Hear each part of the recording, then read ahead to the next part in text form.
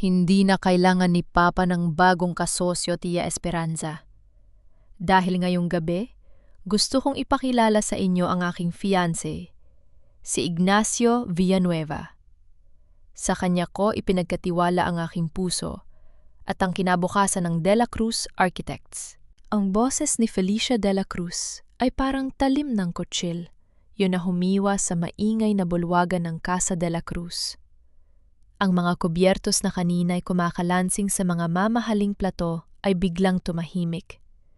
Ang mga tsismis at tawanan ng mga alta sosyedad ng Cebu ay tila naglaho na palitan ng isang nakabibinging katahimikan. Sa gitna ng la ballroom, nakatayo ang kanyang amang si Don Rafael, namumutla at habol ang hininga. Hawak nito ang isang gintong pluma. Ang dulo nito ay nakatapat na sa dokumentong inihain ni Doña Esperanza.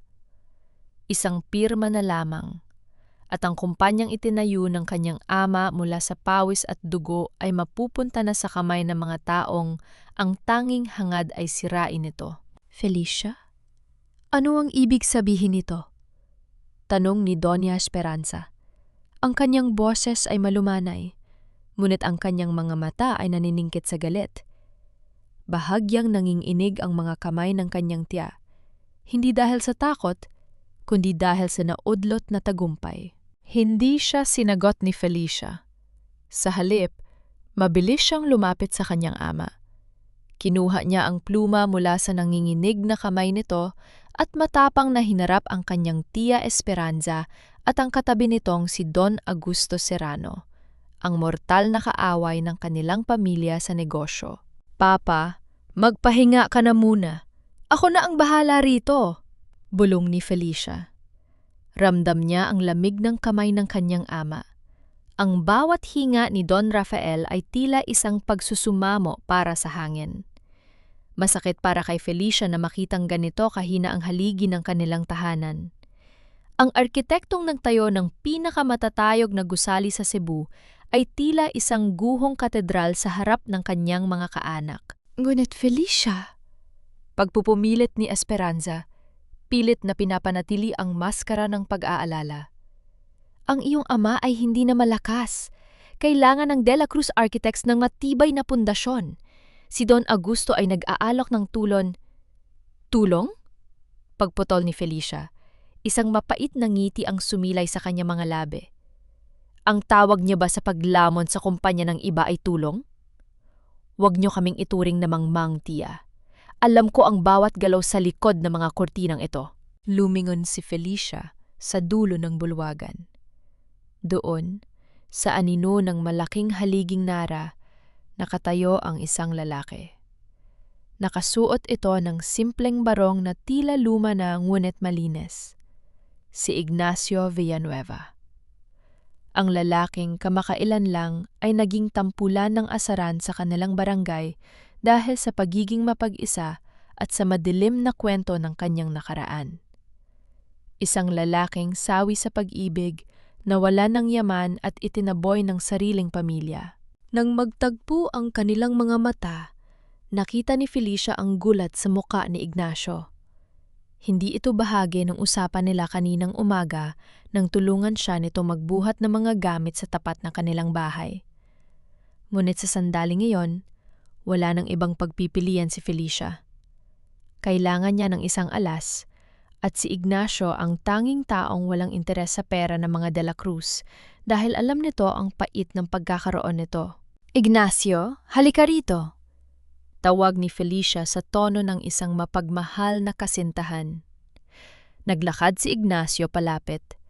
Ang bawat hakbang niya sa makintab na sahig ay tila may dalang bigat. Ang mga panauhin ay nagsimulang magbulungan. Hindi ba yan ang kapitbahay niyang diborsyado? Balita ko, wala na siyang pera. Bakit papatol ang isang Felicia de la Cruz sa isang talunan? Narinig ni Felicia ang bawat salitang yon. Bawat bulong ay parang sampal sa kanyang dangal. Ngunit hindi niya hinayang makita nila ang kanyang panghihina. Hinawakan niya ang kamay ni Ignacio, malamig, magaspang, ngunit matatag. Sa pagkakataong yon, naramdaman ni Felicia ang isang kuryen tang hindi niya inaasahan. Isang alyansang nabuo sa gitna ng desperasyon. Magandang gabi sa inyong lahat. Panimula ni Ignacio. Ang kanyang boses ay malalim at baritonyo. May awtoridad na tila hindi nababagay sa kanyang itsura. Paumanhin kung nabigla kayo. Kami ni Felicia ay matagal nang nagpaplano nito. Ngunit dahil sa kalusugan ni Don Rafael, minabuti naming gawing pribado ang lahat. Napahawak si Doña Esperanza sa kanyang perlas na kuwintas. Isang malaking kahihiyan ito, Felicia. Isang lalaking walang pangalan? Isang taong galing sa putika ng kabiguan? Ito ba ang ipapalit mo sa alok ni Don Augusto? Ang pangalan ay pwedeng linisin, Tia. Pero ang buding maitim, kahit anong dami ng perlas ay hindi mapuputi. Sagot ni Felicia. Tumingin siya kay Don Augusto na kanina pa tahimik ngunit halatang nanggagala, iti sa galit. Don Augusto, salamat sa pagdalo, pero gaya ng sinabi ko, may katuwang na ako. At sa ilalim ng batas ng ating pamilya, hanggat may tagapagmana at asawa, walang karapatan ang sinumang labas sa dugo na humawak ng pamamahala. Biglang dumaing si Don Rafael. Napakapit siya sa dibdib at unti-unting bumigay ang kanyang mga tuhod. Papa! Sigaw ni Felicia. Mabilis siyang kumilos para alalayan ng ama. Ngunit mas mabilis si Ignacio. Binuhat nito ang matanda sa kanyang mga bisig na parang wala itong bigat. Tumawag kayo ng ambulansya! Na yun din! Utos ni Ignacio sa mga nakatulalang katulong. Sa gitna ng kaguluhan, habang ang mga sirena ay maririnig na sa kalayon, lumapit si Doña Esperanza kay Felicia. Ang kanyang muka ay malapit na sa muka ng dalaga. Ang amoy ng kanyang mamahaling pabango ay tila amoy ng lason para kay Felicia. Akala mo ba ay nanalo ka na, Felicia? Bulong ni Esperanza. Sapat lang para sila lang dalawa ang makarinig. Isang malaking kasinungalingan ng fiancé mo. Amel ko ang amoy ng desperasyon. At kapag napatunayan kong niloloko mo ang lahat, hindi lang ang kumpanya ang mawawala sa'yo. Sisiguraduhin kong pati ang pangalang De La Cruz ay magiging kasing dumi ng basurang pinulot mo. Nanatiling matatag ang tayo ni Felicia. Kahit na ang kanyang puso ay tila gustong kumawala sa kaba. Subukan mo, Tia. Pero tandaan mo, isang arkitekto ako. Alam ko kung aling pader ang matatag at kung aling pundasyon ang madaling gumuho. At sa tingin ko, ikaw ang unang babagsak. Habang isinasakay si Don Rafael sa ambulansya, naiwan si Felicia sa tapat ng Casa de la Cruz. Ang ulan ay nagsimulang pumatak. Binabasa ang kanyang mamahaling gown. Tumingin siya kay Ignacio na nakatayo sa tabi niya. Basag-basa rin sa ulan. Bakit mo ginawa yon? Tanong ni Ignacio. Ang kanyang mga mata ay puno ng katanungan. Hindi mo ako kilala. Pwede kitang saktan? Pwede kitang nakawan? Dahil sa ating lahat na narito, ikaw lang ang tanging taong marunong tumingin sa mata ng diretsyo. Sagot ni Felicia. Kailangan kita, Ignacio. At kailangan mo rin ako para makuha ang husti yang ninakaw sa iyo. Hindi sumagot si Ignacio, ngunit ang kanyang pagtango ay sapat na. Alam ni Felicia na simula pa lamang ito ng isang madugong labanan. Isang kasinungalingan ang kanyang sinimulan, ngunit sa loob ng kanyang puso, alam niyang ito lamang ang tanging paraan para mabuhay ang katotohanan. Ngulit ang hindi alam ni Felicia, sa kabilang panig ng ospital, isang tawag ang tinanggap ni Sir Beatrice. Isang tawag na magbabago sa lahat ng plano niya. Nagawa ko na ang gusto mo. Bulong ni Sir Beatrice sa kabilang linya habang nanginginig ang kanyang kamay na hawak ang isang maliit na vial ng gamot. Pero parang awa mo na. Huwag mong saktan ang pamilya ko. Ang laro ay hindi pa nagsisimula. Ngunit ang mga piyesa ay nakalatag na sa isang disenyong puno ng dugo at paghihigante. Malamig ang simoy ng hangin sa labas ng intensive care unit ng Cebu Doctors Hospital. Ngunit mas matalim ang boses ni Aling Cora na tila ba nakarating, na hanggang sa mga pasilyo ng ospital. Hindi pa man sumisikat ng husto ang araw, ang balita tungkol sa pag-collapse ni Don Rafael at ang biglaang anunsyo ng pakikipag-fiancé ni Felicia de la Cruz ay parang apoy na kumalat sa tuyong damo ng kanilang barangay. Nakaupo si Felicia sa matigas na silya sa waiting area. Puti pa rin ang suot niyang gown mula kagabi. Ngunit gusot na ito at may mga mansa ng luha at ulan. Sa tabi niya nakasandal sa pader si Ignacio. Nanatili itong tahimik, ang mga braso ay nakahalukip-kip, tila isang bantay na hindi natutulog. Hindi mo kailangan manatili rito, Ignacio, mahinang sabi ni Felicia. Tuyot ang kanyang lalamunan. Nagawa mo na ang bahagi mo. Salamat sa pagbuhat kay Papa. Tumingin si Ignacio sa kanya. May kung anong bigat sa kanyang mga mata na hindi kayang ipaliwanag ni Felicia. Sinimulan natin ito, Felicia. Kung aalis ako ngayon, iisipin ng tiya mo na bumigay na tayo sa unang gabi pa lang. Ang isang arkitekto, hindi iniiwan ng pundasyon habang hindi pa natutuyo ang semento, di ba? Bahagyang napangiti si Felicia sa sinabi nito. Kahit sa gitna ng trahedya, tila alam ni Ignacio kung paano siya kakausapin gamit ang sarili niyang lengguwahe. Ngunit ang katahimikan nila ay mabilis na nabasag nang pumasok si Doña Esperanza sa pasilyo, kasunod ang dalawang katulong na may dalang mga gamit. Hindi man lang tumingin ang matanda kay Ignacio, itinuring niya itong parang hangin. Felicia, umuwi ka na muna at magpalit. Nakakahiya ang itsura mo. Maraming reporter sa labas at ang mga kaibigan natin sa club ay hindi tumitigil sa pagtawag. Utos ni Esperanza.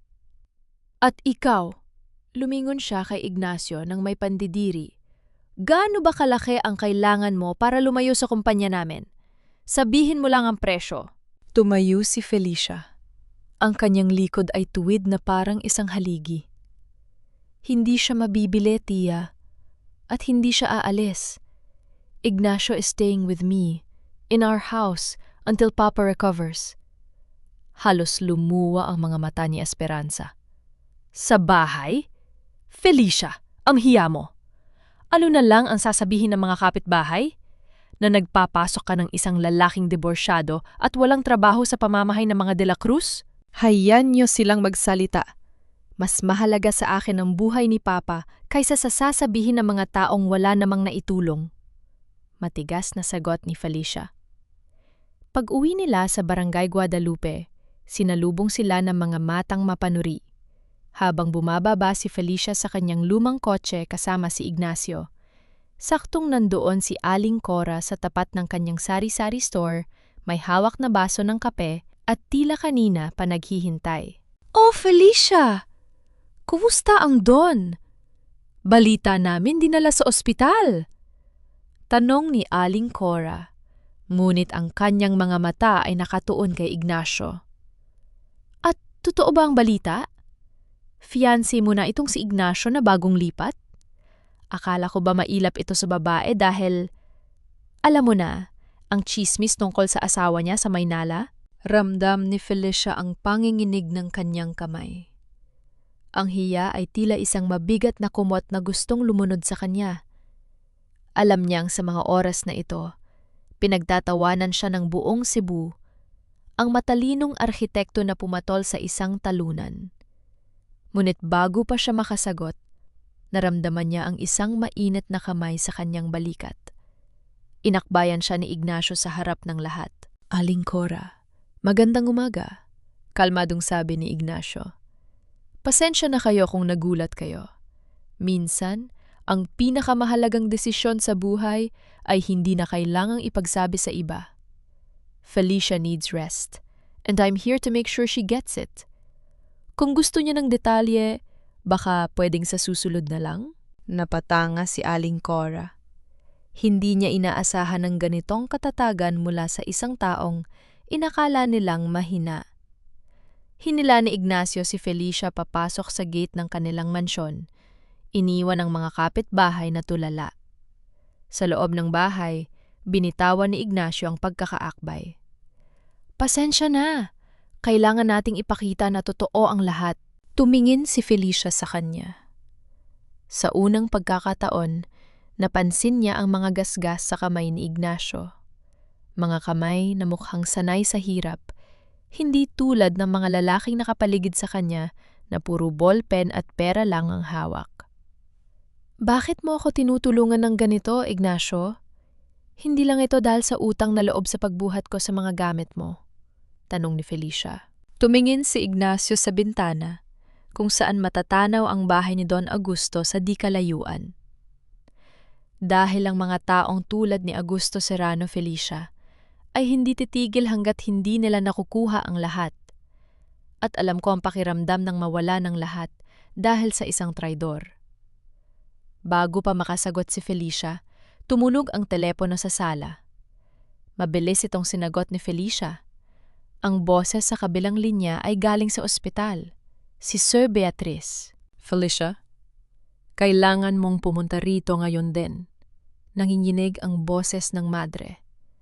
May nangyaring hindi maganda sa gamot ng iyong ama.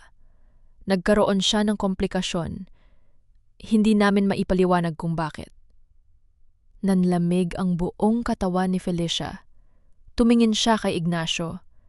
Ang disenyong kanyang binuo para protektahan ng kanyang ama ay tila may butas na hindi niya nakita. Isang sabotahe sa loob mismo ng ospital. Tara na, sabi ni Ignacio. Tila nabasa ang nasa isip niya. Ngunit paglabas nila ng pinto, isang itim na sasakyan ang nakaparada sa tapat ng kanilang gate. Bumukas ang bintana nito at lumitaw ang mukha ni Don Augusto. Sayang ang ganda mo, Felicia, sabi ni Augusto nang may mapait na ngiti.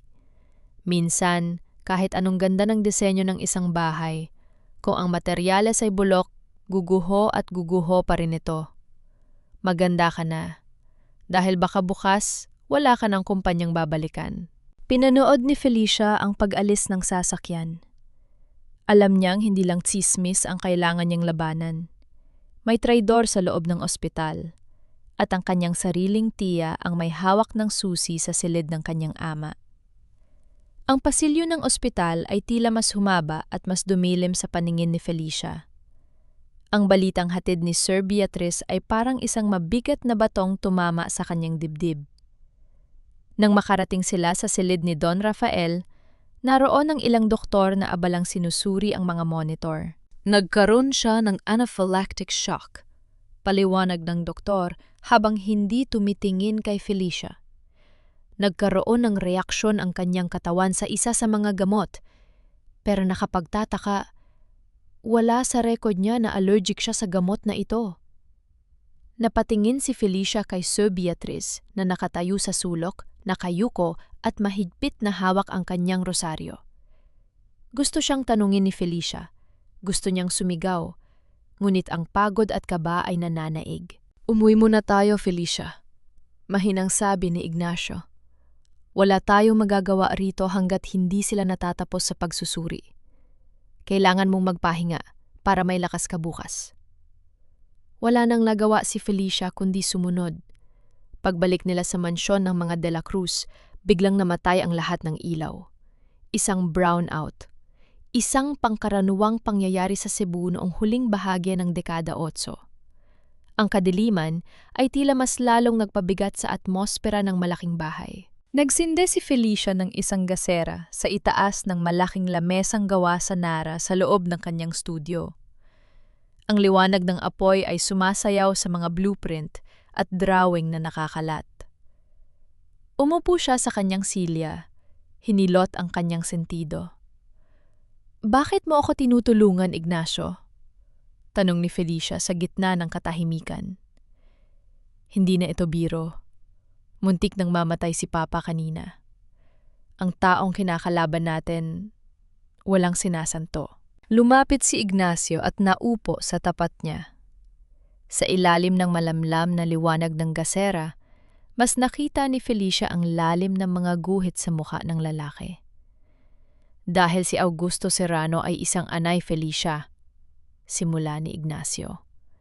Ang kanyang boses ay malamig ngunit puno ng pait. 10 taon na ang nakalilipas, mayroon akong kumpanya sa Maynila. Isang maliit na construction firm, pero matatag. Akala ko maayos ang lahat. Mayroon akong asawa na mahal ko at isang kapatid na pinagkakatiwalaan ko. Huminto siya. Tila tinitimbang kung itutuloy ang pagkukwento. Kinuha niya ang isang lapis sa lamesa at pinaglaruan ito. Ginamit ni Augusto ang asawa ko. Tinulungan niya ang kapatid ko na nakawin ng mga shares ko sa kumpanya habang ako ay nasa ibang bansa para sa isang proyekto. Pagbalik ko, wala na ang kumpanya ko. Ang asawa ko sumama sa ibang lalaki sa ilalim ng utos ni Augusto para tuluyan akong sirain. Nawalan ako ng danggal, ng pamilya at ng pera. Itinaboy ako ng sarili kong dugo dahil sa kasinungalingang ikinalat ni Augusto. Napangganga si Felicia. Hindi niya akalain na ganito kalalim ang sugat na dala ni Ignacio. Kaya ka ba lumipat dito sa Cebu para magtago? Para makalimot, sagot ni Ignacio. Pero nang makita kita sa harap ng tiya mo at ni Augusto kagabi, nakita ko ang sarili ko sa'yo. Ang pagkakaiba lang, ikaw ay lumalaban. Ako noon, sumuko ako. Hinawakan ni Felicia ang kamay ni Ignacio na nasa ibabaw ng lamesa. Hindi tayo susuko ngayon. Hindi ko hahayaang mangyari sa amin ang nangyari sa'yo. Kinuha ni Felicia ang isang malinis na papel at nagsimulang mag-drawing. Hindi ito blueprint ng gusali, kundi isang diagram ng mga pangalan. De la Cruz, Esperanza, Augusto, Sir Beatriz. Sabi mo, isa kang arkitekto? Sabi ni Ignacio habang pinapanood ang bawat guhit ni Felicia. Paano mo aayusin ang pundasyong may anay? Hindi ko ayusin, sagot ni Felicia nang may determinasyon sa mga mata. Gagawa ako ng bagong disenyo. Isang disenyo kung saan ang anay ang siyang makukulong sa loob ng pader. Sa loob ng ilang oras, sa gitna ng brownout at sa ilalim ng liwanag ng gasera, 2 taong pinagtagpo ng parehong kaaway ang nagplano. Tinulungan ni Ignacio si Felicia na intindihin ang mga butas sa pananalapi ng kumpanya na maaaring gamitin ni Augusto. Ang kanilang pag-uusap ay hindi na tungkol sa isang pekeng kasunduan. Ito ay naging isang alyansa ng 2 pusong naghahanap ng husti. Siya. Ignacio, tawag ni Felicia nang matapos sila. Salamat. Wala yan, Felicia. Hindi salamat dahil pinatunayan mo sa akin na hindi ako nag-iisa sa laban na ito. Ngunit bago pa sila makapagpahinga, isang mahinang katok ang narinig sa pinto ng studio. Nang buksan ito ni Felicia, laking gulat niya nang makita si Sir Beatriz. Basang-basa ang madre sa ulan at nanginginig ang buong katawan. Felicia, patawarin mo ako, iyak ng madre habang lumuluha. Hindi ko na kaya ang bigat sa aking kalooban. Ang gamot ni Don Rafael, hindi yun aksidente. Nanlamig si Felicia. Lumingon siya kay Ignacio at nakita niya ang parehong takot at galit sa mga mata nito. Sino ang nag-utos sa'yo, sir? Tanong ni Felicia, ang boses ay puno ng panginginig.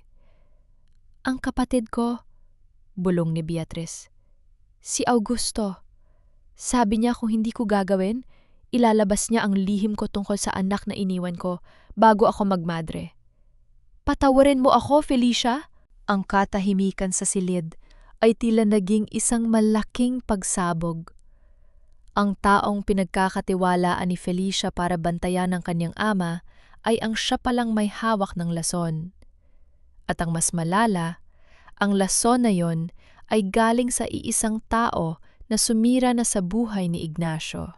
Ang bawat salitang bilitiwan ni Sir Beatriz ay parang isang piraso ng salamin na tumatama sa mukha ni Felicia. Ang ulan sa labas ay tila sumasabay sa hagulhol ng madre na nakaluhod sa malamig na sahig ng kanyang studio. Ang taong itinuturing niyang pangalawang ina ang kaisa-isang taong pinagkakatiwalaan niyang humawak sa buhay ni Don Rafael ay ang siya palang naging instrumento ng kamatayan. "Tumayo kayo, sir," malamig na utos ni Felicia. Ang kanyang boses ay walang bakas ng emosyon, isang depensang natutunan niya sa mundo ng mga arkitekto. Kapag gumuho ang isang pader, huwag kang iiyak. Tingnan mo kung paano mo ito itatayo muli. "Felicia, patawarin mo ako. Ginipit ako ni Augusto."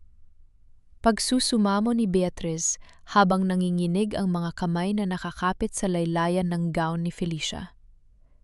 "Ang anak ko, ang lihim na itinago ko sa loob ng 30 taon bago ako pumasok sa kumbento. Hawak niya ang kinaroroonan ng anak ko. Sabi niya, kung hindi ko babaguhin ang gamot ni Rafael, sisirain niya ang buhay ng anak ko at ipapahiya niya ang simbahan." Lumingon si Felicia kay Ignacio na nakatayo sa tabi ng bintana. Ang mukha ni Ignacio ay parang inukit sa bato. Ang galit sa kanyang mga mata ay sapat na para sunugin ang buong barangay. Ngunit nanatili siyang tahimik, hinihintay ang magiging desisyon ni Felicia. "Ang lason na ibinigay niyo kay Papa, nasaan ang ebidensya?" tanong ni Felicia. "Nasa ospital," bulong ni Beatriz. "May isang maliit na vial sa loob ng locker ko sa nurse's station.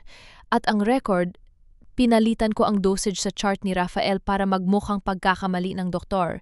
Felicia, parang awa mo na, ilitas mo ang papa mo. Hindi ko na kaya ang konsensya ko." Hindi na nag-aksyaya ng oras si Felicia. Kinuha niya ang kanyang jacket at hinarap si Ignacio. "Kailangan nating makapasok sa ospital. Na yun din." "Bawal ka ron, Felicia," paalala ni Ignacio. "Inutusan ni Doña Esperanza ang mga guard na harangin ka. At sigurado akong binabantayan din nila si Beatriz." "May ibang daan," sagot ni Felicia. Ang kanyang utak ay mabilis na bumubuo ng isang blueprint ng ospital. "Nung ginagawa ang bagong wing ng ospital na yon, ang firm namin ang nag-design ng ventilation at service elevator. Alam ko ang bawat sulok na hindi binabantayan." Sa gitna niya ng kadiliman ng gabi, lulan ng lumang kotse ni Felicia, tinahak nila ang daan patungong Cebu Doctors Hospital. Si Ignacio ang nagmamaneho, habang si Felicia ay nakatingin sa labas, ang kanyang puso ay punong-puno ng pot. Hindi niya maisip na ang sarili niyang dugo, si Tia Esperanza, ay kasabwat sa ganitong karumal-dumal na gawain. Gamit ang susi na ibinigay ni Beatriz at ang kaalaman ni Felicia sa istruktura ng gusali, matagumpay silang nakapasok sa service entrance. Iwas sa mga mata ng mga security guard, tinahak nila ang madilim na pasilyo patungo sa nurse's station. Habang binubuksan ni Felicia ang locker ni Beatriz, ang kanyang mga kamay ay nanginginig. Sa ilalim ng mga puting belo at rosaryo, nahanap niya ang isang maliit na bote na walang label. Kasama nito ang isang piraso ng papel, ang orihinal na chart ni Don Rafael bago ito palitan. "Nakuha ko na," bulong ni Felicia. Ngunit bago pa sila makalabas, bumukas ang pinto ng silid. Ang liwanag mula sa pasilyo ay tumama sa mukha ni Doña Esperanza. Kasunod niya ang 2 gwardya. "Anong ginagawa mo rito, Felicia?" tanong ni Esperanza. Ang kanyang boses ay puno ng otoridad at pananakit. "Nagnanakaw ka ba ng gamot para tapusin na ang buhay ng iyong ama? Ganyan ka ba kadesperado na makuha ang kumpanya?" "Kayo ang desperada, tiya," sigaw ni Felicia. Itinaas niya ang vial na nakuha niya. "Alam ko na ang lahat. Alam ko ang ginawa niyo ni Don Augusto. Ginamit niyo si Sir Beatriz." Tumawa ng mapait si Esperanza. "Sino ang maniniwala sa'yo? Isang arhitektong nasisiraan ng bait dahil sa utang at isang madreng may anak sa labas? Felicia, sa mundong ito, ang katotohanan ay pag-aari ng mga may kapangyarihan. At sa ngayon, ako ang may hawak ng buhay ni Rafael." Lumingon si Esperanza sa mga gwardya. "Ilabas niyo ang 2 yan at siguruhing hindi na sila makakalapit sa palapag na ito. Bukas, sa harap ng Board of Directors, ipapahayag ko ang kawalan ng kakayahan ni Felicia na humawak ng anumang responsibilidad. Habang kinalakaladkad sila palabas, nakita ni Felicia si Sir Beatriz na nakatayo sa dulo ng pasilyo, umiiyak at hindi makatingin sa kanya. Ang maskara ng kabanalan ay tuluyan ng naglaho, na iwan ng isang babaeng durog ang pagkatao. Nang makalabas sila sa ospital, itinulak ni Ignacio ang mga gwardya ng may lakas na nagpatigil sa mga ito. "Huwag niyo siyang hahawakan ng ganyan," banta ni Ignacio. Ang kanyang boses ay tila kulog sa gitna ng ulan. Naupo si Felicia sa gilid ng kalsada. Hinayaan ng ulan na basain ang kanyang muka. "Wala na, Ignacio. Hawak nila ang ospital. Hawak nila ang board. Wala tayong laban." Lumapit si Ignacio at lumuhod sa harap niya. Hinawakan niya ang magkabilang balikat ni Felicia at pinilit itong tumingin sa kanya. "Makinig ka sa akin, Felicia," sabi ni Ignacio ng may determinasyon. "Ang mga arkitektong tulad mo hindi sumusuko kapag may depekto ang gusali. Inaayos niyo ang plano. Meron tayong ebidensya. At meron pa tayong isang alas na hindi nila alam." "Ano?" tanong ni Felicia. "Ako?" sagot ni Ignacio. "Alam ko kung saan itinatago ni Augusto ang mga dokumento ng mga illegal na transaksyon niya. Dahil nun, ako ang nag-audit ng mga iyon bago niya ako traidorin. Felicia, hindi lang ito laban para sa kumpanya mo. Laban ito para sa lahat ng kinuha nila sa atin." Sa gabing yon, sa gitna ng hagupit ng ulan sa Cebu, nabuo ang isang pangakong hindi na mababali. Ang maskara ni Sir Beatriz ay nahulog na. Nulit ang tunay na mukha ng digmaan ay kasisimula pa lamang. Ngunit ang hindi alam ni Felicia, habang nagpaplano sila, si Don Augusto ay may hawak ng isang dokumento na pipirmahan ni Esperanza. Isang dokumento na magtatanggal kay Felicia hindi lang sa kumpanya, kundi pati na rin sa huling habilin ng kanyang ama. Ang tulog ng ulan sa bubong ng kotse ay tila ba isang mabilis na tibok ng puso na hindi mapakalma. Nakasandal si Felicia sa upuan. Ang kanyang mga kamay ay mahigpit na nakakapit sa vial na itinago niya sa loob ng kanyang bulsa. Ito na lamang ang tanging ebidensyang hawak niya. Ngunit sa tingin niya, parang wala itong silbi kung hindi man lang niya malapitan ang kanyang ama. "Bakit ganito, Ignacio?" Bulong ni Felicia. Ang kanyang boses ay nanginginig sa pagod at galit. "Anak ako ni Papa. Ako ang nag-alaga sa kanya nang mamatay si Mama.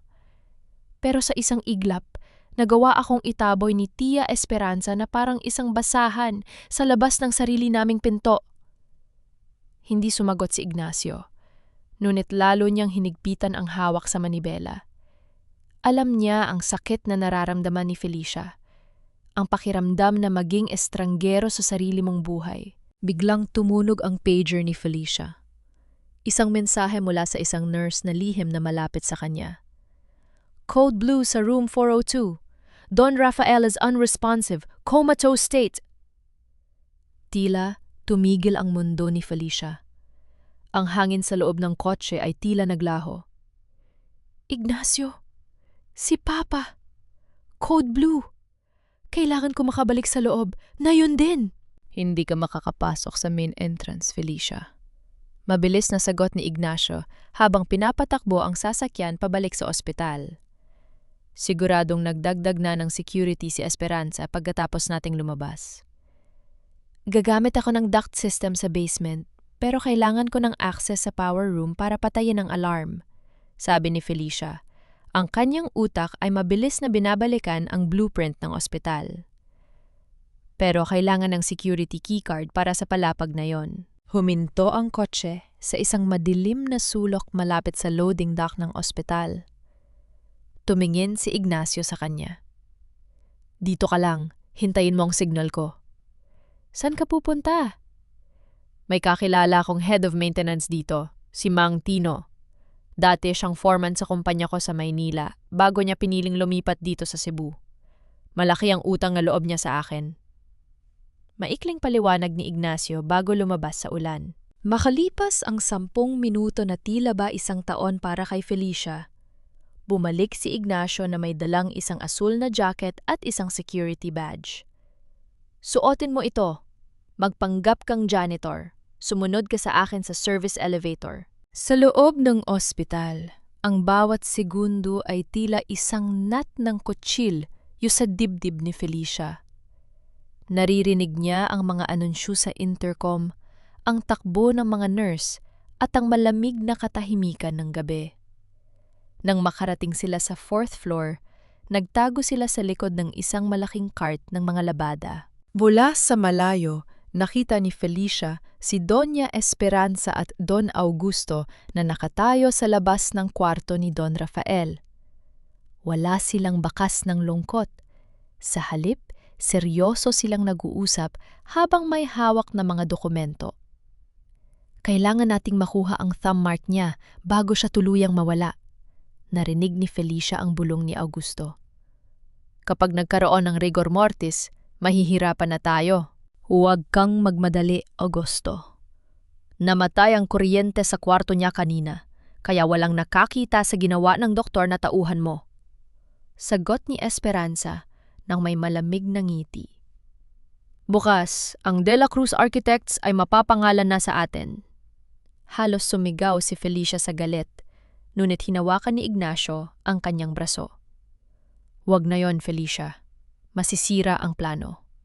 Kailangan nating makapasok sa loob kapag umalis sila. Nang pumasok ang dalawa sa loob ng kwarto kasama ang isang abogado, sinamantala ni na Felicia at Ignacio ang pagkakataon. Pumasok sila sa katabing silid na may connecting door para sa mga staff. Mula sa maliit na siwang ng pinto, nakita ni Felicia ang kanyang amang nakahiga, maputla at may mga aparatong nakakabit sa katawan. Nakita niya ang abogado na inilalabas ang isang dokumento. Kinuha ni Esperanza ang nanginginig at walang malay na kamay ni Don Rafael. Isasawsaw na sana nila ito sa tinta para sa isang thumb mark nang biglang kumulog ng napakalakas sa labas kasabay ng mabilis na pagbukas ng pinto ni Felicia. "Bitawan niyang kamay ni Papa!" sigaw ni Felicia. Nagulat ang lahat. Mabilis na itinago ng abogado ang papel habang si Augusto ay humarang sa harap ni Felicia. Security! Paano nakapasok ang gabain ito? Sigaw ni Esperanza. Ngunit bago pa makalapit ang mga gwardya, humakbang si Ignacio sa harap ni Felicia. Subukan ninyong lumapit at sisiguraduhin kong ang lahat ng transaksyong ginawa niyo sa Maynila, Augusto, ay makakarating sa mga awtoridad sa loob ng 5 minuto. Napatigil si Augusto. Namutla siya ng makilalang awtoridad sa boses ni Ignacio. Sa sandaling yon, hindi na si Ignacio ang janit o ang kapitbahay na sawi. Siya ang dating CEO na alam ang bawat baho ni Augusto. "Umalis na kayo rito." Malamig na sabi ni Felicia habang lumalapit sa kama ng kanyang ama. Hinawakan niya ang kamay ni Don Rafael, ang kamay na tila bawala ng buhay. "Tia Esperanza, huling babala na ito. Kapag may nangyari kay Papa, hindi lang kumpanya ang mawawala sa'yo. Sisiguraduhin kong sa kulungan ka magdiriwang ng iyong susunod na kaarawan." Walang nagawa ang mga fanzian kundi lumabas, dala ang pot at banta sa kanilang mga mata. Naiwan si Felicia na umiiyak sa tabi ng kanyang ama. "Papa, gumising ka na please," bulong ni Felicia habang hinahalikan ng kamay nito. "Nandito na si Felicia, hindi kita pababayaan." Ngunit habang tinitingnan ni Felicia ang monitor ng puso ng kanyang ama, napansin niya ang isang bagay. Ang swero na nakakabit kay Don Rafael ay may ibang kulay, isang bahagyang paninilaw na hindi dapat naroon. Kinuha ni Ignacio ang bote ng swero at inamoy ito. "Felicia, hindi lang gamot ang binabago nila. Pinapalitan nila ang mismong sustansyang dumadaloy sa kanya. Nilalaso nila ang papa mo ng dahan-dahan sa harap mismo ng mga doktor." Ang galit ni Felicia ay tuluyan ng naging apoy. Ngunit ang mas malaking problema ay dumating nang bumukas muli ang pinto. Hindi si Esperanza ang pumasok, kundi si Sir Beatrice na may dalang isang sulat na tila galing sa impyerno. Felicia, huli na ang lahat. Bulong ni Beatrice. Pinirmahan na ni Esperanza ang waiver para itigil ang life support ni Don Rafael bukas ng madaling araw. Ituturing nilang mercy killing dahil wala na raw pag-asa ang papa mo. Ang oras ay tumigil para kay Felicia. Mayroon na lamang siyang ilang oras para iligtas ang kanyang ama bago tuluyang patayin ng sarili niyang pamilya ang huling alaala ng kanyang pagkatao. Ang orasan sa dingding ng NAR station ay tila isang palakol na bumabagsak sa bawat segundo. 2:00 na ng madaling araw. Sa loob ng 3 oras, ang kapangyarihang ibinigay ng batas kay Doña Esperanza bilang kamag-anak ay gagamitin niya para tuluyang patayin ang huling pag-asa ni Felicia. Hindi sila pwedeng magtagumpay, Ignacio. Bulong ni Felicia habang nakatingin sa kanyang amang tila natutulog lang. Kung ititigil nila ang life support, hindi lang si Papa ang mamamatay. Mamamatay din ang katotohanan. Mayroon akong plano, Felicia. Seryosong sabi ni Ignacio. Kailangan nating makuha ang kopya ng waiver na nilagdaan ni Esperanza at ang orihinal na kontratang dinala ng abogado ni Augusto. Kung mapapatunayan nating pinek ang sitwasyon para sa mercy killing, mababawi natin ang karapatan mo bilang anak. Nasa administrative office yon sa kabilang building, sabi ni Felicia. Pero mahigpit ang bantay doon. Ako na ang bahala, sagot ni Ignacio. Manatili ka rito. Bantayan mo ang swero ni Don Rafael. Huwag mong hahayaan na may magpalit niyan. Hindi mapakali si Felicia habang hinihintay si Ignacio. Bawat yabag sa pasilyo ay nagpapatalon sa kanyang puso. Sinuri niya ang swerong dilaw na tinutukoy ni Ignacio kanina. Gamit ang isang maliit na hiringgilya na nakuha niya sa medcart, kumuha siya ng sample nito at itinago sa kanyang bulsa, katabi ng vial mula kay Sir Beatrice. Maya-maya, isang malakas na tunog ng alarm ang narinig sa buong ospital. Security to administration! Break-in in progress! Nanlamig si Felicia. Ignacio! Tumakbo siya palabas ng kwarto at nakita niya ang kaguluhan sa lobby ng kabilang building. Doon, sa gitna ng maraming gwardiya, ay si Ignacio. Hawak-hawak siya ng 2 lalaki, habang si Don Augusto at Doña Esperanza ay nakatayo sa harap niya, may suot na mapang-uyam ng iti. Huli ka, magnanakaw, madiing sabi ni Augusto. Hawak ni Augusto ang isang itim na folder, ang mga dokumentong sinubukang makuha ni Ignacio. Felicia, tingnan mo ang fiancé mo! Sigaw ni Esperanza nang makita ang dalaga na tumatakbo palapit. Sinubukan niyang pasukin ang opisina ng ospital para nakawin ang mga kumpidensyal na record ng pamilya de la Cruz.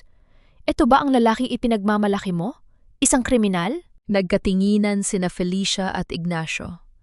Sa mga mata ni Ignacio, nakita ni Felicia ang isang senyas, isang tahimik na pakiusap. Alam ni Felicia ang ibig sabihin yon. Kung ipagtatanggol niya si Ignacio ngayon, ituturing silang magkasabwat. Mawawalan siya ng karapatang manatili sa tabi ng kanyang ama. Mawawala ang lahat. Kailangang magsakripisyo ang isa para mabuhay ang plano. Hindi ko alam na gagawin niya ito. Nanginginig ang boses ni Felicia. Lumapit siya kay Ignacio. Ang kanyang mga mata ay punong-puno ng pekeng galit at pait.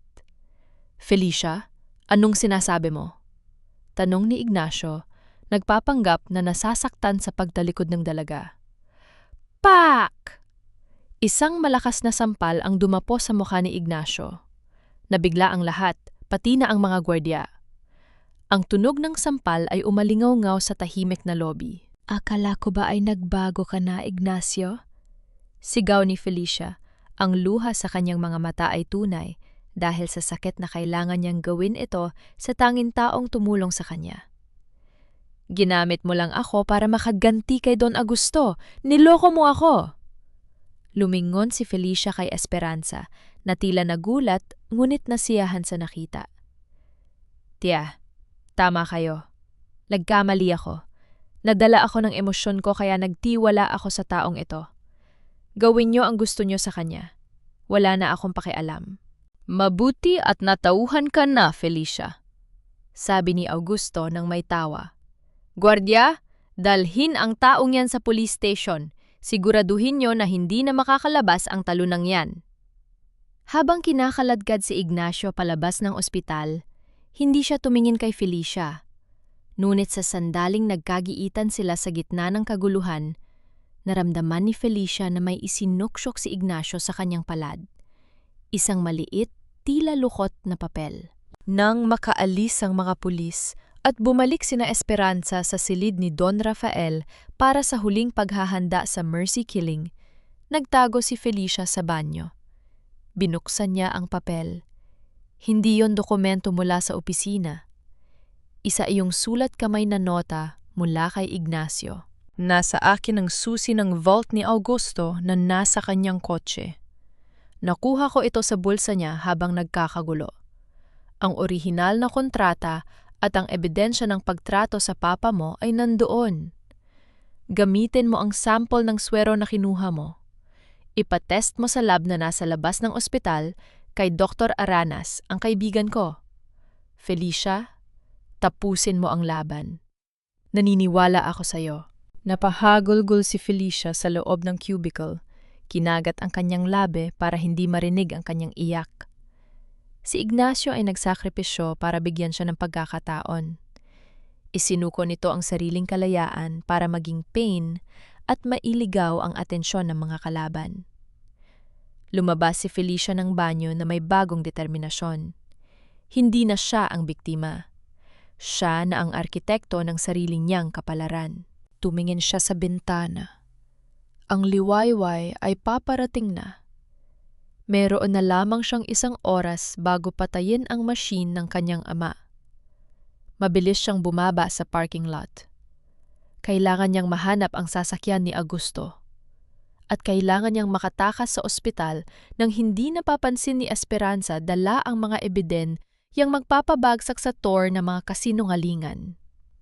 Ngunit pagdating niya sa parking lot, isang anino ang humarang sa kanya. Si Sir Beatrice. Felicia, huwag kang umalis. Bulong ni Beatrice.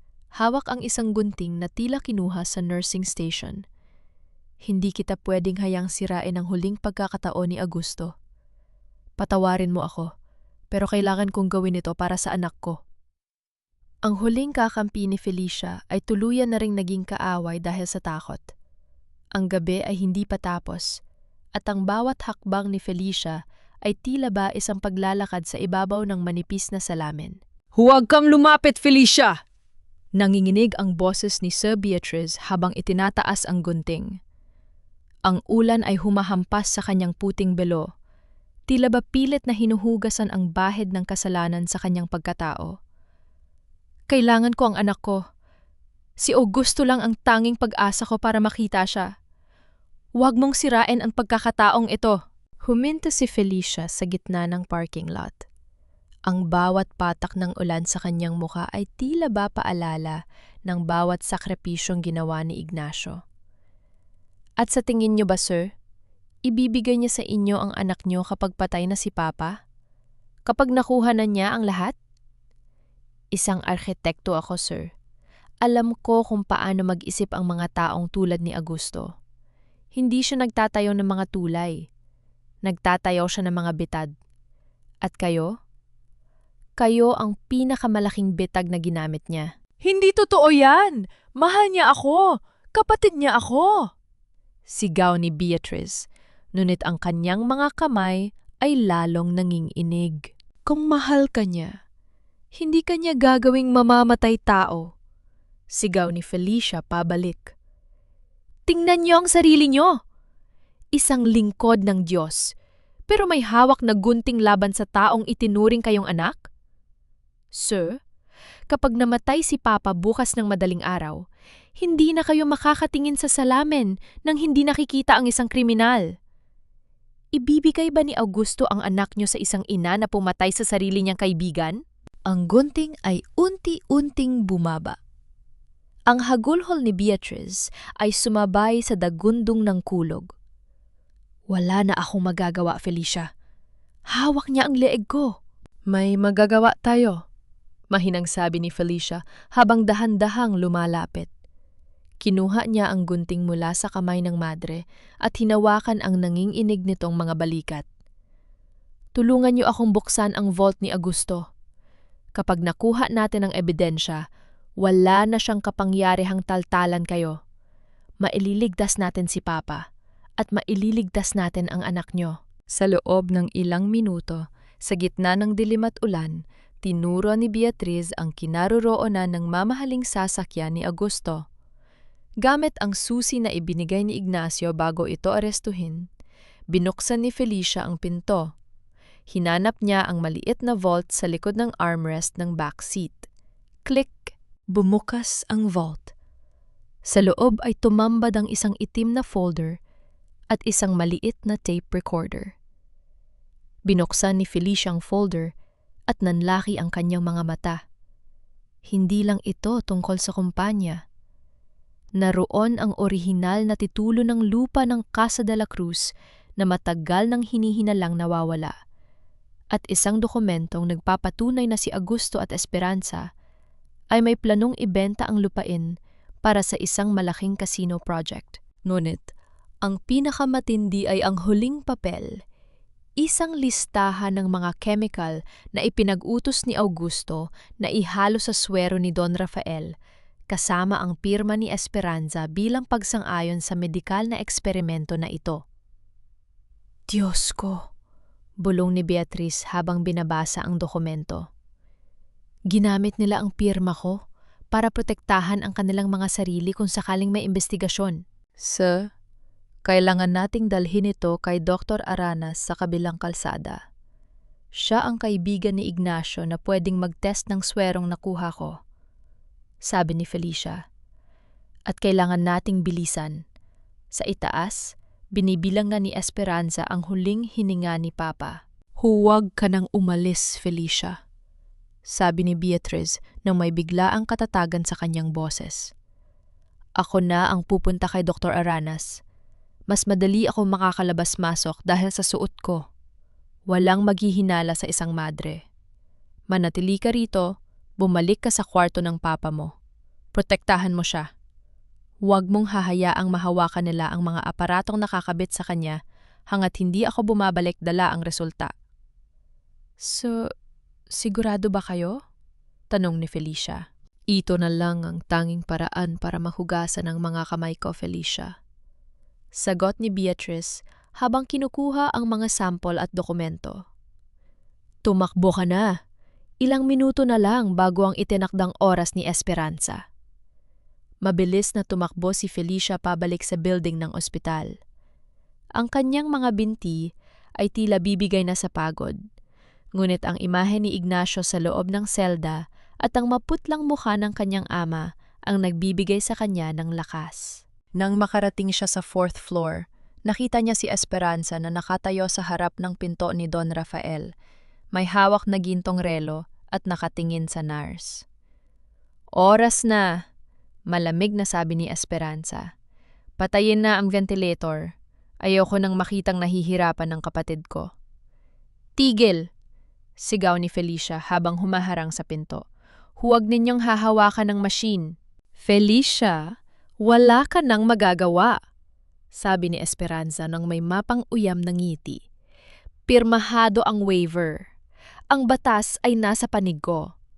At ang kaisa-isa mong kakampi ay nabubulok na sa presinto. Ang batas ay nasa panig ng katotohanan, tiya, sagot ni Felicia.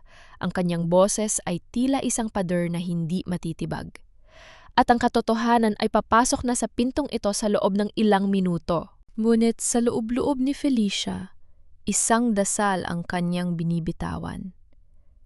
Nasaan ka na, Sir Beatrice? Ignacio, kailangan kita! Sa sandaling yon, bumukas ang elevator. Ngunit hindi si Beatrice ang lumabas, kundi si Don Augusto kasama ang 2 pulis. Ayan siya, turo ni Augusto kay Felicia. Yan ang babaeng kasabwat ng magnanakaw na si Ignacio Villanueva. Hulihin niyo siya. Napahawak si Felicia sa hawakan ng pinto ng kwarto ng kanyang ama. Ito na ang huling hantungan. Kung mahuhuli siya ngayon, mawawala ang lahat. Ang orasan ay tumunog, 4:00 ng madaling araw. Ang oras ng kamatayan ni Don Rafael. Sa gitna na ng malamig na pasilyo, ang bawat yabag ng sapatos ng mga pulis ay tila ba tunog ng mga martilyong bumabaon sa kabaong ng danggal ni Felicia. Hawak ni Augusto ang kanyang tagumpay sa isang mapanuring ngiti, habang si Doña Esperanza ay tila isang reynang naghihintay sa pagbagsak ng kanyang huling kaaway. Iyan ang babaeng sinasabi ko, mga opisyal, sabi ni Augusto. Ang kanyang tinig ay puno ng peking autoridad. Si Felicia de la Cruz, kasabwat siya sa pagnanakaw ng mga dokumento sa aking sasakyan at sa pananabotahe sa operasyon ng ospital. Hulihin niyo na siya. Lumingon ang mga pulis kay Felicia. Ang dalaga ay nanatiling nakaharang sa pinto ng kwarto ni Don Rafael. Ang kanyang mga kamay ay nanginginig, hindi dahil sa takot, kundi dahil sa matinding pagpipigil na huwag sumabog sa galit. Ngunit sa isang sandali, nagbago ang anyo ni Felicia. Ang matatag na arkitekto ay biglang humulagpos, ang kanyang mga balikat ay bumagsak, at ang kanyang mga mata ay napuno ng luha. Taya, Augusto, tama na, hikpi ni Felicia. Unti-unti siyang lumuhod sa harap nila, isang imahe ng isang babaeng tuluyan ng nawala ng pag-asa. Nanalo na kayo. Kunin niyo na ang kumpanya. Kunin niyo na ang lahat. Huwag niyo lang pong ituloy ang pagpatay kay Papa. Parang awa niyo na. Nagkatinginan sina Esperanza at Augusto. Isang mapait na tuwa ang sumilay sa mukha ng matanda. Para sa kanila, ito ang pinakamatamis na sandali. Ang makitang nakaluhod sa kanilang paanan ang mapagmataas na si Felicia. Ngayon ay alam mo na ang iyong lugar, Felicia, sabi ni Esperanza habang dahan-dahang lumalapit. Hinawakan niya ang baba ni Felicia at itinaas ito ng may pang-ingotya. Masyado kang naging kampante sa iyong talino. Nakalimutan mong sa pamilyang ito, ang karanasan ang siyang nagdidik, tanang batas. Ngunit huli na ang lahat. Ang waiver ay pirmado na at ang batas ay hindi naghihintay sa mga luha ng isang talunan. 1 minuto lang po, pagsusuma mo ni Felicia. Hayaan niyo lang akong hawakan ang kamay ni Papa sa huling sandali. Pagkatapos niyon, sasama na ako sa mga pulis ng walang gulo. Handa na akong aminin ng lahat. Tumango si Augusto sa mga pulis, senyas na hayaan muna ang dalaga. Para sa kanya, ang pag-amin ni Felicia ay ang huling pako sa krus na magliligtas sa kanya mula sa anumang investigasyon sa hinaharap. Pumasok si Felicia sa loob ng silid. Kasunod si Esperanza, Augusto, at ang 2 pulis bilang saksi. Ang nurse ay nakatayo na sa tabi ng ventilator. Ang kanyang kamay ay nakahawak na sa switch. Ang tunog ng machine ay tila isang mabagal na martsa patungo sa kamatayan. Lumapit si Felicia sa kama ng kanyang ama. Ngunit sa halip na humagulgol, yumuko siya at bumulong sa tenga ni Don Rafael. Papa, konting tiis na lang. Ang anay ay nasa loob na ng silid. Oras na para gumuho ang kanilang tour. Biglang tumayo si Felicia at hinarap ang mga pulis. Ang kanyang mukha ay wala ng bakas ng luha. Ang kanyang boses ay tila isang utos na nanggagaling sa isang general. Mga opisyal, bago niyo ako dalhin, gusto kong saksihan niyo ang isang krimen, sabi ni Felicia. Anong kabaliwan ito, Felicia? Sigaw ni Augusto. Nurse, patayin na ang machine. Huwag mong gagawin yan, banta ni Felicia sa nurse. Dahil sa sandaling patayin mo ang machine na yan, ikaw ang magiging pangunahing testigo sa isang planadong pagpaslang. Mga opisyal, Tingnan niyo ang swerong nakakabit sa aking ama.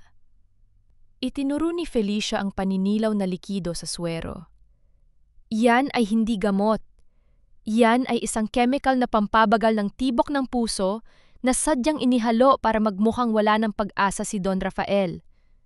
At ang taong nag-utos niyan ay narito sa loob ng silid. Kasinungalingan! Sigaw ni Esperanza. Wala kang ebidensya! Meron, tiya. Sagot ni Felicia. Dahil ang resulta ng laboratory o sa labas ng ospital na ito ay paparating na. At ang listahan ng mga chemical na binili ni Augusto Serrano sa itim na merkado ay nakuha ko na sa loob ng kanyang vault. Biglang bumukas ang pinto ng silid. Ngunit hindi si Sir Beatrice ang pumasok. Isang lalaking nakapusas ang lumitaw. Kasunod ang isang abogadong kilala sa Cebu, si Ate Veloso, si Ignacio. Hindi lang listahan ng chemical ang nakuha namin, Augusto. Sabi ni Ignacio. Ang kanyang boses ay pulo ng pot at tagumpay.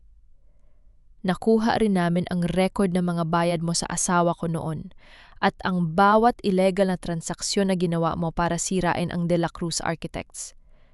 Ate Veloso, ipakita ang dokumento. Inilabas ng abogado ang isang sertipikadong kopya mula sa laboratorio. Ang swerong nakakabit kay Don Rafael ay positibo sa digitalis toxicity, isang dosis na sadyang nakamamatay kung hindi agad ititigil. At ayon sa pahayag ni Sir Beatrice, na ngayon ay nasa ilalim na ng proteksyon ng simbahan, si Doña Esperanza at Don Augusto ang siyang nag-utos nito. Namutla si Esperanza. Napakapit siya sa gilid ng kama. Ang kanyang perlas na kuwintas ay tila nasasakal sa kanya. Hindi totoo yan! Pineke niyo ang mga dokumento? Ang mga pulis na kasama niyo, Augusto, ay hindi niyo tauhan, sabi ni Ignacio habang tinitingnan ang mga opisyal. Sila ay mga operatiba mula sa provincial headquarters na kanina pa nakikinig sa inyong mga pag-amin sa labas ng pasilyo. Nagkatinginan ng mga pulis na kasama ni na Augusto. Isa sa kanila ay naglabas ng recorder. Doña Esperanza, Don Augusto, narito ang inyong mga boses na nag-uusap tungkol sa mercy killing at sa pagkuha ng thumb mark ni Don Rafael habang walang malay. Kasama ito sa ebidensya ng frustrated parricide at murder. Sa gitna na ng kaguluhan, habang binabasa ang Miranda rights sa mga fanzient, lumapit si Felicia sa machine. Maingat niyang pinalitan ng swero ng malinis na saline solution na ibinigay ni Ate Veloso mula sa isang mapagkakatiwalaang doktor. Felicia, patawarin mo ako, bulong ni Esperanza habang kinakaladkad siya ng mga pulis. Ginawa ko lang ito para sa pamilya, para hindi tayo maghirap. Hindi, tiya. Malamig na sagot ni Felicia. Ginawa mo ito para sa iyong sarili. At sa disenyo ng buhay na itinayo mo, nakalimutan mong ilagay ang pinaka-importanteng pundasyon, ang katapatan. Nang mailabas na ang mga kalaban, naiwan sina Felicia at Ignacio sa loob ng tahimik na silid. Ang monitor ng puso ni Don Rafael ay biglang tumunog ng mas mabilis at mas matatag. Ang linya na dati ay halos patag na, ay nagsimulang gumuhit ng mga bundok ng buhay. Naupo si Felicia sa tabi ng kanyang ama at hinawakan ang kamay nito. Sa pagkakataong ito, naramdaman niya ang isang mahinang piga mula sa mga daliri ni Don Rafael. Papa! Iyak ni Felicia. Ang tunay na luha ng kagalakan ay dumaloy sa kanyang mga pisngi. Tumingin si Felicia kay Ignacio. Paano mo nagawang makalabas sa presinto? At paano mo nakuha si Ate Veloso? Sabi ko sa iyo, Felicia. Ningiti ni Ignacio, bagamat pagod ang kanyang mukha. Isang arkitekto ka, pero nakalimutan mong sa isang konstruksyon, kailangan mo rin ng isang matibay na foreman. Habang nasa loob ako ng selda, tinulungan ako ng mga dati kong tauhan na makontak ang abogado. At ang sampal mo kanina, iyon ang pinakamagandang signal na natanggap ko sa buong buhay ko. Nagkatawanan silang dalawa sa gitna ng pagod. Ngunit ang kanilang saya ay naputol nang biglang bumukas ang pinto. Si Sir Beatrice na may dalang isang maliit na bata. "Felicia? Ignacio?" bulong ni Beatrice. "Ang anak ko, nahanap na siya ng mga tauhan ni Ignacio. Pero may kailangan kayong malaman. Si Augusto, hindi pa siya tapos. Ang kumpanya, may huling bomba siyang iniwan sa opisina." Ang tagumpay sa ospital ay tila simula pa lamang ng isang mas malaking krisis na nagbabantay sa kumpanya ng mga De La Cruz. Isang poison pill contract, Felicia. Nanginginig ang boses ni Sir Beatrice habang hawak ang kamay ng kanyang anak. Bago pumunta si Augusto sa ospital kagabi, dumaan siya sa opisina. May pinirmahan silang dokumento ni Esperanza.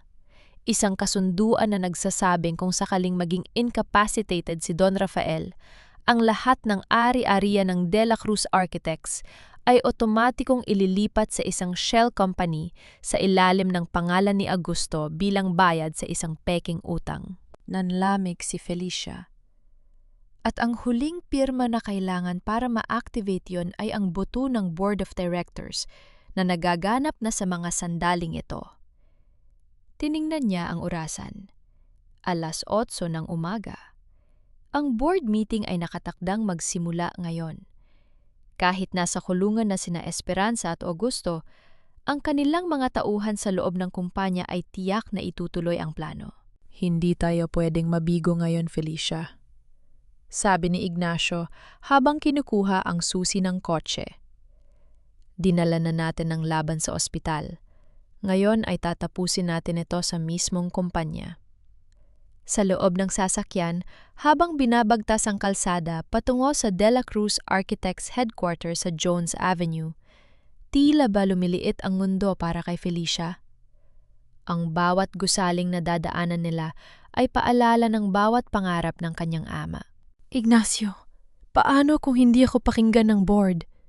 tanong ni Felicia. "Para sa kanila, isa lang akong babaeng arhitekto na naging sentro ng iskandalo nitong mga huling araw." "Makinig ka sa akin, Felicia de la Cruz," seryosong sabi ni Ignacio habang nakatitig sa kalsada. "Hindi ka lang isang babaeng arhitekto. Ikaw ang pundasyon ng kumpanyang ito. Ang talino mo ang gumuhit ng mga plano at ang tapang mo ang nagligtas sa papa mo.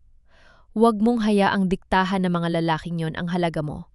Pagdating nila sa kumpanya, sinalubong sila ng mga gwardya na tila may instruksyon na harangin sila. "Paumanhin po, Ma'am Felicia, pero mahigpit na bilin ni Doña Esperanza na bawal kayong pumasok sa boardroom." "Ang Doña Esperanza nyo ay nasa likod ng rehas ngayon," sigaw ni Felicia. "Tumabi kayo o isasama ko kayo sa mga kakasuhan ng obstruction of justice." Ngunit hindi natinag ang mga gwardya. Sa sandaling yon, lumapit si Ignacio. Hindi siya gumamit ng dahas. Sa halip, hinarap niya ang head security. "Mang Berting, hindi ba't ang anak mo ay pinag-aral ni Don Rafael nang mamatay ang asawa mo? Ito ba ang igaganti mo sa kanya? Hahayaan mong nakawin ng mga buitre ang pinaghirapan ng taong tumulong sa pamilya mo?" Napatungo ang gwardya. Unti-unti itong tumabi at binuksan ang pintuan. "Pasensya na po, Ma'am Felicia. Tuloy po kayo." Mabilis na tinahak ni na Felicia at Ignacio ang hagdan patungo sa 10th floor. Pagdating nila sa harap ng boardroom, narinig nila ang boses ni Mr. Lim, ang kanang kamay ni Augusto na isa rin sa mga board members.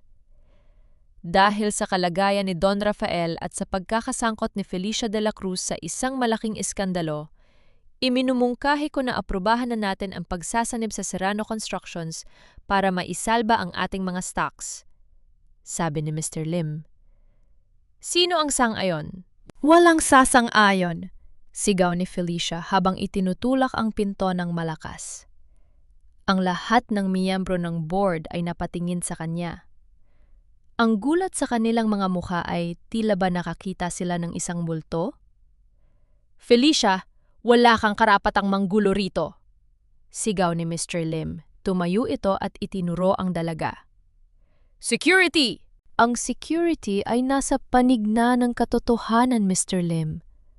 Malamig na sabi ni Felicia habang naglalakad patungo sa sentro ng lamesa.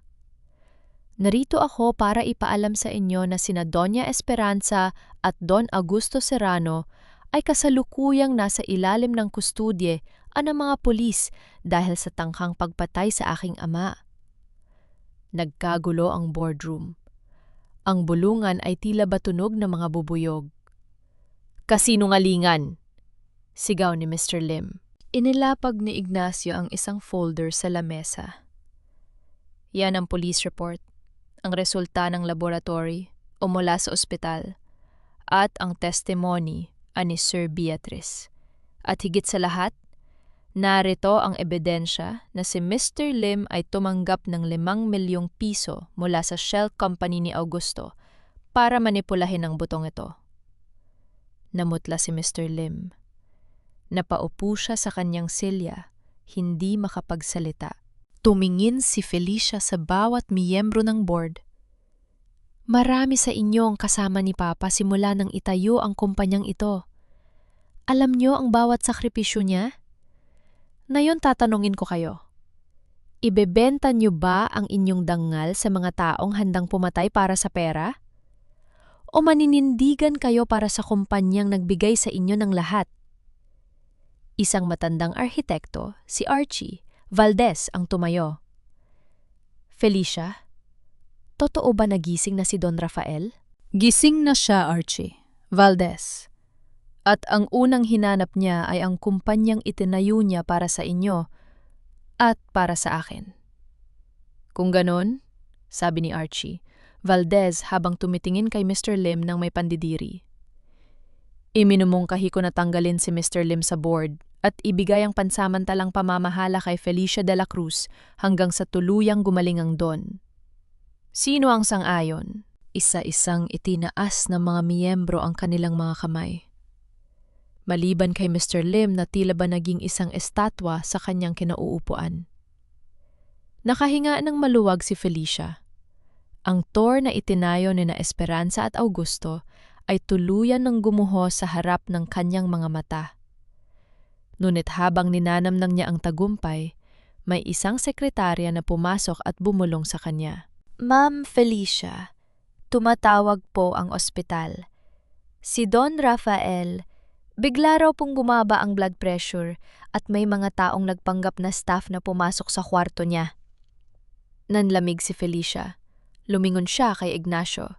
"Huli na ang lahat, Felicia," sabi ni Mr. Lim nang may mapait na tawa habang pinaposas na siya ng mga pulis na kararating lang. "Akala niyo ba ay ganun lang kadali iyon? Si Augusto ay may mga aswang sa bawat sulok. Kung hindi niya makukuha ang kumpanya, sisiguraduhin niyang wala kang amang babalikan." Ang tagumpay sa boardroom ay biglang naging abo. May huling alas pa pala si Augusto, isang huling desperadong hakbang para durugin si Felicia sa pinakamasakit na paraan. "Takbo, Ignacio! Bilis!" sigaw ni Felicia habang tinatahak nila ang pasilyo ng ospital. Halos hindi na siya humihinga. Ang bawat tibok ng kanyang puso ay tila isang tambol na nagbababala ng kamatayan. Hindi na sila nag-antay ng elevator. Tinakbo nila ang hagdanan patungo sa ika-4 na palapag. Sa bawat baitang naalala ni Felicia ang mga plano ng gusaling idinasinyo niya. Mga pader na dapat ay nagbibigay ng proteksyon, ngunit ngayon ay tila ba naging isang labirinto ng panganib para sa kanyang ama. Nang barating nila ang tapat ng room 402, nakita ni Felicia ang isang lalaking nakasuot ng puting gown, may hawak na hiringgilya at akmang itutusok ito sa swero ni Don Rafael. Ang 2 gwardyang iniwan ni Felicia ay nakahandusay sa sahig, tila pinatulog ng isang chemical. "Huwag!" sigaw ni Felicia. Lumingon ang lalaki. Mabilis ang bawat galaw nito. Ngunit bago pa man niya maitulak ang likido sa loob ng swero, isang malakas na sipa mula kay Ignacio ang nagpatalsik sa hiringgilya. Nagkaroon ng matinding buno sa pagitan ni Ignacio at ng salarin. Ang tunog ng mga nababasag na gamit at ang kalabog ng mga katawan sa pader ay umalingaw-ngaw sa tahimik na silid.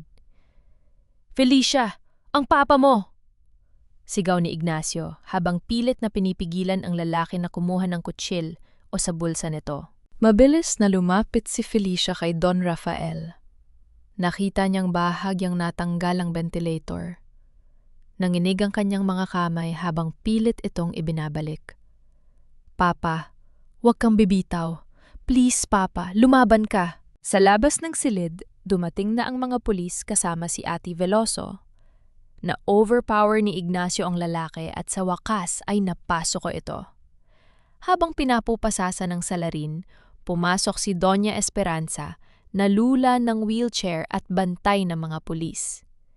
Pinayagan siyang dumaan doon bago dalhin sa provincial jail para sa huling pagkakataon. "Tingnan mo ang ginawa mo, Felicia." Bungad ni Esperanza. Ang boses niya ay basag na, ngunit puno pa rin ng lason. "Dahil sa katigasan ng ulo mo, lahat tayo ay hihantong sa trahedya. Akala mo ba ay nanaluka na dahil nakuha mo ang board? Ang kumpanyang yan ay nakatayo sa utang na loob sa pamilya Serrano. Sa oras na mamatay ang papa mo, guguho ang lahat." Tumayo si Felicia. Dahan-dahan siyang lumapit sa kanyang tiya. Wala nang luha sa kanyang mga mata. Kaisa-isang malamig na determinasyon ang nanatili. "Maling-mali kayo, tiya," sabi ni Felicia.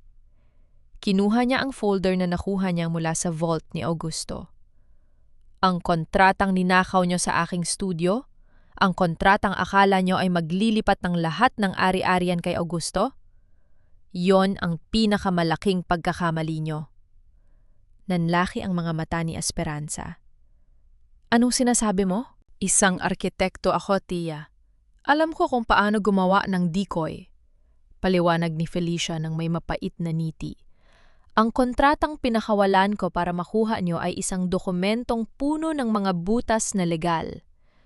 Ang bawat pirma niyo roon, Esperanza, ay hindi paglipat ng ari-arian, kundi isang admission of liability sa lahat ng nakaw na yaman ng De La Cruz Architects mula noong 1980.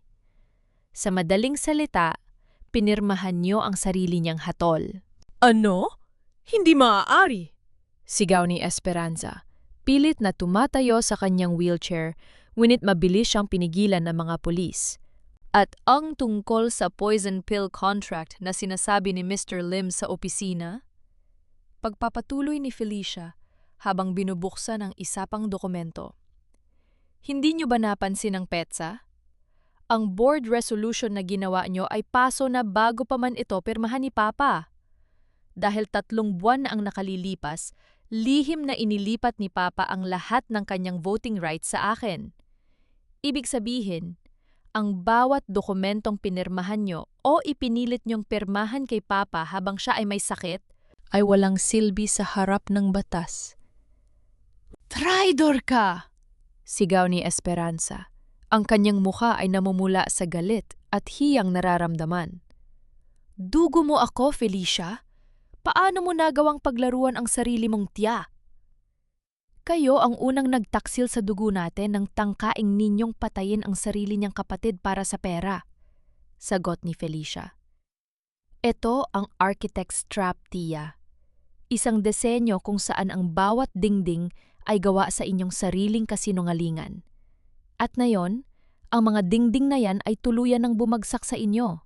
Habang inilalabas si Esperanza, na nagsisigaw sa galit at kawalan ng pag-asa, lumapit si Ignacio kay Felicia. Hinawakan niya ang balikat ng dalaga. Ramdam ni Ignacio ang panginginig ng katawan ni Felicia. Ang lahat ng tapang na ipinakita nito ay tila unti-unti nang bumibigay dahil sa matinding emosyon. "Tapos na, Felicia," bulong ni Ignacio. "Nagawa mo na. Protektado na ang papa mo. Protektado na ang kumpanya." Lumingon si Felicia sa monitor ng puso ni Don Rafael. Ang mga linya ay matatag na. At sa sandaling yon, ang mga mata ng kanyang ama ay dahan-dahang bumukas. Hindi na ito ang malabong tingin ng isang taong malapit ng mamatay. Ito ay ang tingin ng isang amang nakakakilala sa kanyang anak. Felicia. Mahinang tawag ni Don Rafael. Ang kanyang boses ay tila isang himig ng langit sa pandinig ng dalaga. Papa! Nandito ako, Papa! Iyak ni Felicia habang hinahawakan ang kamay ng ama. Huwag kang mag-alala, maayos na ang lahat. Wala na ang mga anay, malinis na ang ating tahanan. Tumingin si Don Rafael kay Ignacio na nakatayo sa paanan ng kama. Bahagyang tumango ang matanda, tila nagpapasalamat sa lalaking naging haligi ng kanyang anak sa gitna ng bagyo. Nang dumating ang mga tunay na doktor para suriin si Don Rafael, lumabas muna sina Felicia at Ignacio sa balkonahe ng ospital. Ang araw ay mataas na sa kalangitan ng Cebu. Ang ulan kagabi ay nag-iwan ng isang sariwang amoy sa paligid.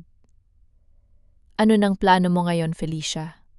Tanong ni Ignacio habang nakatingin sa malayo.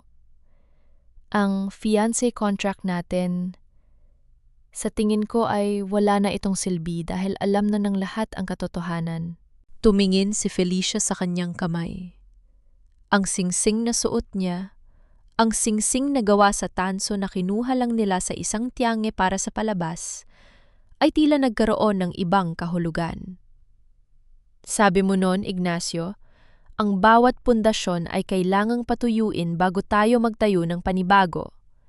Sabi ni Felicia, ang kanyang boses ay puno ng pag-asa. Maraming gumuho sa buhay natin itong mga nakaraang linggo. Pero sa gitna ng mga guhong yon, nakatagpo ako ng isang materyal na hindi ko inaasahan. Lumingon siya kay Ignacio. Ang kanyang mga mata ay nagniningning. Isang materyales na matatag, tapat, at hindi sumusuko sa bagyo. Ignacio, ayoko nang bumalik sa dati nating buhay na mag-isa. Hindi sumagot si Ignacio, ngunit ang kanyang paghawak sa kamay ni Felicia ay sapat na. Sa gitna ng ospital, sa harap ng bagong umaga, ang dalawang taong dating itinuturing ang isa't isa na pansamantalang solusyon ay nakahanap ng isang pundasyong panghabang buhay. Ngunit bago pa man sila tuluyang makapagpahinga, isang pamilyar na boses ang tumawag sa kanila mula sa pintuan. Si Aling Cora, dala ang isang basket ng mga prutas at may kasamang 2 pulis. Felicia, Ignacio, patawarin niyo ako sa mga nasabi ko noon, iyak ni Aling Cora. Pero may kailangan kayong malaman. Si Don Augusto, nakatakas siya habang inililipat ng sasakyan.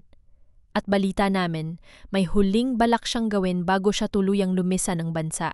Ang huling anay ay hindi pa tuluyang napupuksa. Ang digmaan ay may isa pang huling yugto bago ang tunay na kapayapaan. Ang kalsada patungo sa opisina ng De La Cruz Architects ay tila ba naglalayab sa ilalim ng sikat ng araw? Ngunit sa loob ng kotse, ang katahimikan ni Felicia at Ignacio ay mas mabigat pa sa anumang bagyo. Ang balita ni Aling Cora ay parang isang lason na muling kumalat sa kanilang mga ugat. Si Don Augusto, ang anay na sumira sa buhay ni Ignacio at nagtangkang pumatay kay Don Rafael, ay nakatakas at kasalukuyang nasa gusaling itinuturing ni Felicia na puso ng kanyang pagkatao. Hindi niya pwedeng sirain ang opisina, Ignacio. Nanginginig ang boses ni Felicia. Nandun ang lahat ng mga orihinal na plano ni Papa, simula noong 1950s. Nandun ang kasaysayan ng pamilya namin. Hihintayin natin ang mga pulis, Felicia. Huwag kang padalos-dalos. Banta ni Ignacio. Ngunit alam niyang walang makakatigil sa isang arkitektong nakikitang guguho ang kanyang obra maestra. Pagdating nila sa Jones Avenue, usok ang sumalubong sa kanila. Hindi mula sa malaking sunog, kundi mula sa mga sinulog na papel sa lobby ng gusali. Ang mga gwardya ay nakatali sa gilid at ang elevator ay nakalock sa pinakataas na palapag. Nasa penthouse siya, bulong ni Felicia. Sa archive room ni Papa, gamit ang fire exit, inakyat ni Felicia at Ignacio ang 10 palapag. Bawat hakbang ay tila ba pag-akyat sa krus. Nang marating nila ang archive room, tumambad sa kanila si Augusto. Hawak nito ang 1 galon ng gasolina at 1 sulo. Ang kanyang mga mata ay wala na sa katinuan. Ito ang mukha ng isang taog na wala ng lahat at handang mandamay ng iba. Lumapit kayo at sisiguraduhin kong ang lahat ng legacy na ipinagmamalaki nyo ay magiging abo sa loob ng 5 segundo. Sigaw ni Augusto. Ang kanyang tawa ay parang gasgas na plaka. Felicia, akala mo ba ay matalino ka? Akala mo ba ay nanalo ka dahil napakulong mo si Esperanza? Hindi. Kung hindi mapupunta sa akin ang lupang ito, walang makikinabang dito. Augusto, itigil mo na ito. Hakbang ni Ignacio sa harap ni Felicia. Tingnan mo ako. 10 taon mo akong ibinaon sa putik. Ninakaw mo ang kumpanya ko, ang pamilya ko, ang dangal ko, pero narito pa rin ako. Nakatayo sa harap mo. Hindi mo ako napatay at hindi mo mapapatay ang katotohanan kahit sunigin mo ang buong Cebu. Ikaw, duro ni Augusto kay Ignacio. Ikaw ang malas sa buhay ko. Kung hindi ka sumulpot bilang fiancé ng babaeng ito, nakuha ko na sana ang lahat. Ang tanging nakuha mo, Augusto, ay ang put ng lahat ng taong niloko mo. Sabi ni Felicia, dahan-dahang lumalapit sa control panel ng sprinkler system na siya mismo ang nag-install noong nakaraang taon. Isang arkitekto ako. Sa bawat disenyo ko, lagi akong may failsafe. At ang failsafe ng kumpanyang ito ay hindi ang mga pader, kundi ang katotohanang hindi mo kayang sunugin. Sa isang mabilis na galaw, hinila ni Felicia ang emergency lever. Kasabay nito ang pag-atake ni Ignacio kay Augusto para agawin ng sulo. Ang tubig mula sa itaas ay bumuhos ng malakas. Nilunod ang apoy at binasa ang bawat sulok ng archive room. Nagkaroon ng matinding buno. Sa gitna ng basang sahig at mga nagliliparang papel, na-overpower ni Ignacio si Augusto. Isang malakas na suntok ang nagpabagsak sa huling anay ng kumpanya. Tapos na, Augusto, hingal na sabi ni Ignacio habang pinipigilan ang nanginginig na matanda. Wala ka nang susunugin pa. Pumasok ang mga pulis at tuluyan ng binitbit si Augusto. Sa pagkakataong ito, wala na siyang kawala. Ang kanyang huling desperadong hakbang ay naging mitsa lamang ng kanyang tuluyang pagbagsak. Makalipas ang ilang oras, bumalik sina Felicia at Ignacio sa ospital. Ang araw ay unti-unti nang lumulubog, nagbibigay ng kulay kahel sa langit. Pumasok sila sa kwarto ni Don Rafael na ngayon ay nakaupo na sa kanyang kama, malakas na at nakangiti. Papa? Lapit ni Felicia. Niyakap ni Don Rafael ang kanyang anak. Nabalitaan ko ang lahat, Felicia. Ipinagmamalaki kita, hindi lang dahil na iligtas mo ang kumpanya, kundi dahil napatunayan mong ang isang De La Cruz ay hindi sumusuko sa bagyo. Tumingin ang matanda kay Ignacio. Kinuha ni Don Rafael ang kamay ni Ignacio at pinagsama ito sa kamay ni Felicia. Ignacio, narinig ko ang kwento mo mula kay Ate Veloso. Ang kumpanya mo sa Maynila? Tutulungan kita na mabawi yon. Pero sa ngayon, gusto kong magpasalamat dahil naging matibay kang haligi para sa anak ko. Salamat po, Don Rafael. Sagot ni Ignacio nang may pagpapakumbaba. Pero ang totoo po, si Feliciang nagligtas sa akin mula sa sarili kong kadiliman. Lumabas ang magkasintahan sa balkonahe ng ospital. Sa malayo, natatanaw nila ang gusali ng De La Cruz Architects. Hindi ito nasunog. Nanatili itong matatag, simbolo ng isang danggal na muling nabawi. Ignacio! Tawag ni Felicia habang nakatingin sa dapit hapon. Ano na ang susunod na plano natin? Wala na ang fiancé contract. Malaya ka na. Tumingin si Ignacio kay Felicia. Kinuha niya ang kamay nito at hinalikan ang likod ng palad ng dalaga. Sabi mo noon, ang isang arkitekto ay hindi tumitigil hanggat hindi perpekto ang disenyo. Felicia, ayaw ko nang maging fake fiancé. Gusto kong maging totoo. Gusto kong itayo ang buhay ko kasama mo, hindi bilang isang pansamantalang solusyon, kundi bilang katuwang mo sa bawat gusali at pangarap na itatayo natin. Ngumiti si Felicia. Ang mga luha ng kaligayahan ay kumikinang sa kanyang mga mata. Kung ganoon, Architect Ignacio Villanueva, mukhang kailangan nating gumawa ng bagong blueprint. Isang blueprint na walang lihim, walang anay at puno ng pag-ibig. Sa ilalim ng kalanghitan ng Cebu, ang dalawang taong dating pinagtagpo ng dusa ay tuluyan ng nakahanap ng kapayapaan. Ang karma ay dumating sa mga nararapat, at ang pagpapala ay bumuhos sa mga pusong nanatiling tapat. Ang kwento ni Felicia at Ignacio ay hindi lang kwento ng paghihigante. Ito ay kwento ng pagbangon ng danggal mula sa mga guho ng nakaraan. Dahil sa huli, ang pinakamatatag na pundasyon ng anumang tahanan ay hindi semento o bakal, kundi ang pagmamahal na dumaan sa apoy at nanatiling buo.